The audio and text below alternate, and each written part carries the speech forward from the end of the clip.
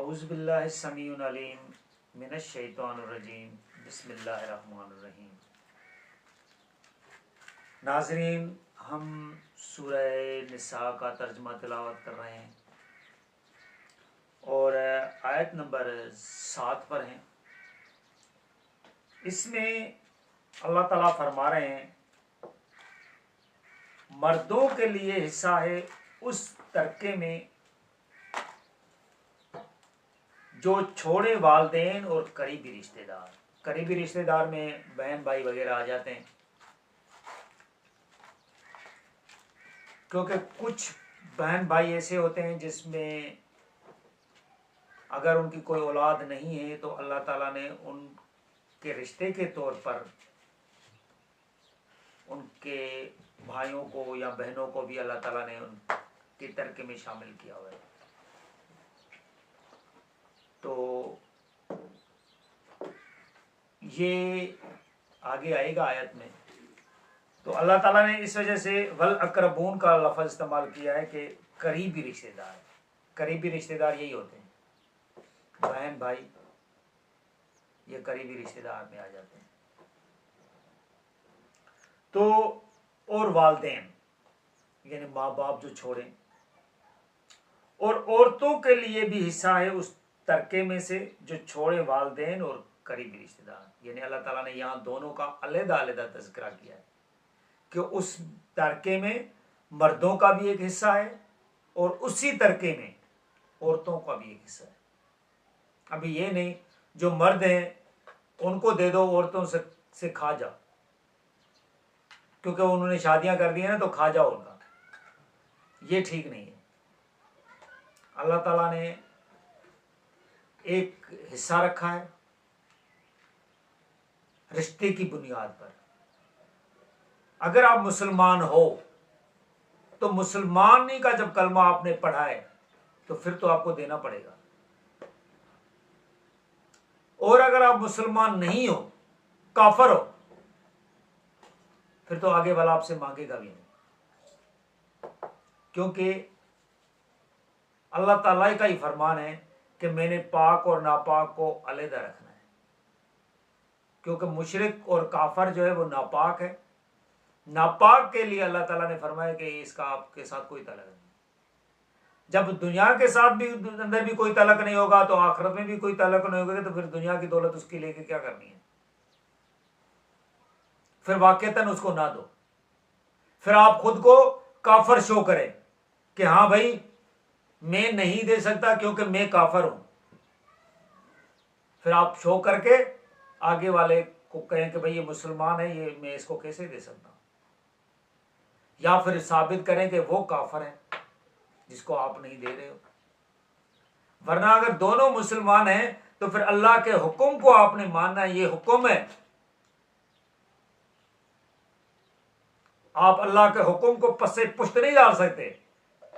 اگر پس پشت ڈالیں گے آپ اللہ کے حکم کو تو آپ انڈائریکٹلی ایسے سمجھو کہ آپ خود کو کافر شعور کر رہے ہو، کیونکہ آپ اللہ تعالیٰ کا حکم نہیں مان رہے ہو، انکار کر رہے ہو اس پہ۔ پھر اس کا حساب اللہ آپ سے لے گا۔ تو لہٰذا اللہ تعالیٰ نے علیحدہ علیحدہ حکم دیا ہے کہ مردوں کے لیے بھی میں نے ایک حصہ مقرر کیا ہے، عورتوں کے لیے بھی ایک حصہ مقرر کیا ہے۔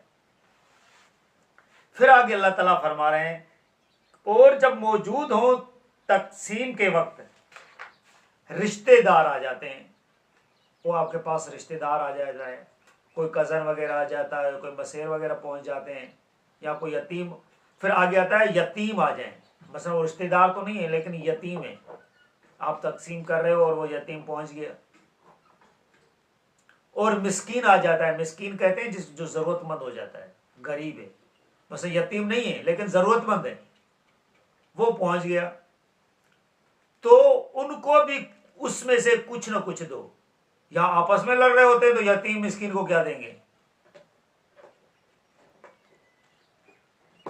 تو اللہ تعالیٰ دیکھیں کتنا انصاف پسند ہے کہ کہہ رہے ہیں کہ نہیں، آپس میں ایک دوسرے کا تو مت کھاؤ کیونکہ آپ رشتے میں ہیں، لیکن اگر کوئی یتیم مسکین غریب آ جاتا ہے نا تو اس کو بھی کچھ نہ کچھ دو، اور ان سے اچھی بات کرو، یہ بھی نہیں ان کو جھڑکو کہ یار یہاں تو پہلے ہی کچھ نہیں ہے، ہم لڑ رہے ہیں اور تم آ گئے ہو، یا یہ یار دیکھے دیکھ کیسے پہنچ گیا.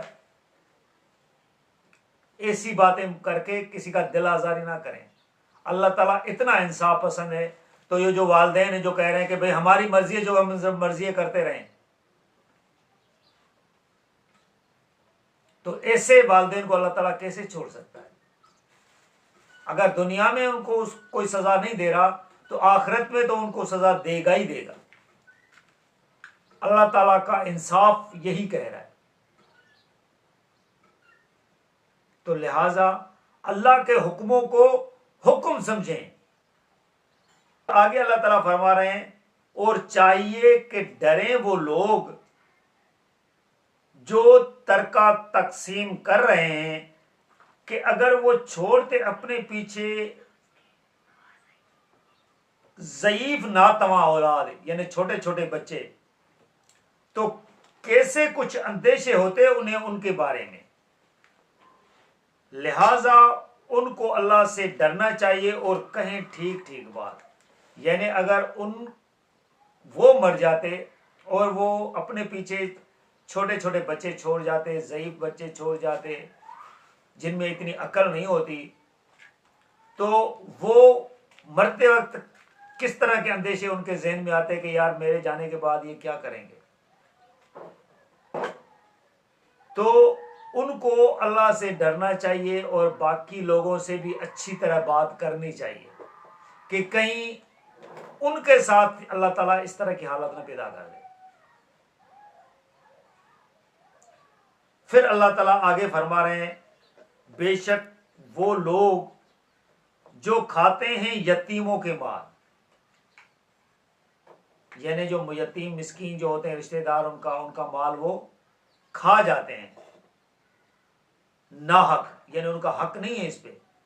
جس طرح اللہ تعالیٰ نے بتایا ہے کہ بھئی اگر آپ کے پاس پیسہ وغیرہ ہے تو ان کو ہاتھ نہیں لگانا ہے،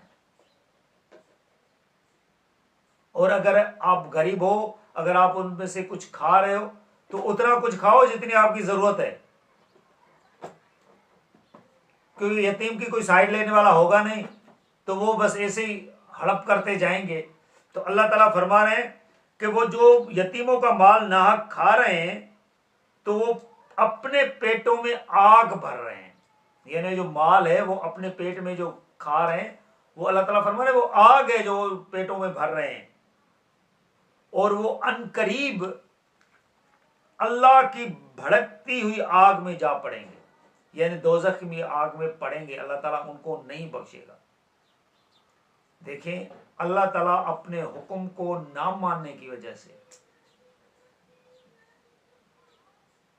ایک بندے کو، چاہے اس نے مسلمانی کا کلمہ پڑھا ہے، دیکھیں یہ مسلمانی کا کلمہ پڑھ کے ہی یہ کام کر رہا ہے نا، تو اللہ تعالیٰ ان کے لیے وعید کیا سنا رہے ہیں کہ وہ حکم نہیں مان رہا، میرے حکم کو وہ وقت نہیں دے رہا، تو میں نے اس کو بھڑکتی ہوئی آگ میں ڈالنا ہے. بھڑکتی آگ کون سی ہے؟ دوزخ کی آگ ہی تو ہے، اس میں اللہ تعالیٰ اس کو ڈالے گا. تو پھر یہ کہنا کہ بس جس نے مسلمانی کا کلمہ پڑھا ہے بس وہ پھیرا لگا کے آ جائے گا یا وہ دوزخ میں نہیں جائے گا، کیسے نہیں جائے گا؟ ملائک اس کو گھسیٹتے ہوئے لے جائیں گے. اللہ تعالیٰ نے جو یہودیوں کی ایک قوم تھی جو ہفتے والے دن مچھلیاں پکڑ رہے تھے، وہ اللہ تعالیٰ کو تو مان رہے تھے، کام یہی کر رہے تھے نا کہ مچھلیوں ہفتے والے دن جو مچھلیوں کو شکار کرنا منع تھا، وہ کسی طریقے سے مچھلیاں پکڑ رہے تھے. ایک انہوں نے نیا طریقہ ایجاد کر لیا، لیکن اس حکم کو نہ ماننے کی وجہ سے اللہ تعالیٰ نے ان کو سور اور بندر بنا لیا دنیا کے اندر ہی. آخرت کا عذاب تو اور ملے گا. تو اللہ تعالیٰ اسی طرح دنیا میں بھی عذاب دے دیتا ہے. یہ زلزلے جو آ رہے ہوتے ہیں کس وجہ سے آ رہے ہوتے ہیں؟ یہ اسی وجہ سے آ رہے ہوتے ہیں. یہ اللہ تعالیٰ ان کو عذاب دنیا میں دے رہا ہوتا ہے لیکن وہ سمجھ نہیں رہے ہوتے ہیں. جس کو عقل ہوگی وہ سمجھے گا. تو لہذا ناظرین، اللہ تعالیٰ کے احکاموں کو ایک وقت دینی چاہیے اللہ تعالیٰ کے احکاموں کو ماننا چاہیے. اللہ تعالیٰ کے احکاموں کے لیے یہ نہیں کہنا چاہیے کہ کچھ نہیں ہے. یہ بھی نہیں کہ ایک حکم اللہ تعالیٰ کا مان لیا، دوسرا حکم اپنی مرضی سے کرتے رہو، یعنی شراب اور جوا یا بیاج وغیرہ کھاتے رہو اور کہو کہ بھئی ہم کیا کریں، ساری دنیا تو ایسے چل رہی ہے. اور کچھ حکم جو ہے نا وہ اللہ تعالیٰ کے مانو اور پھر خود کو مسلمان سمجھو اور سمجھو کہ آپ سے کوئی پوچھ گچھ نہیں ہوگی. تو یہ نہیں ہے. تو لہذا اللہ تعالیٰ کے احکاموں کو وقت دینی چاہیے، ان کو سمجھنا چاہیے، کیونکہ اللہ تعالیٰ کے احکاموں کو ماننے سے ہی بندہ مسلمان بنے گا. لہذا اللہ تعالیٰ کے اس کلام کو اچھی طرح سمجھیں اور اس پر ہر مسلمان کو چلنے کی اللہ تعالیٰ ہمیں توفیق عطا فرمائے. جزاک اللہ.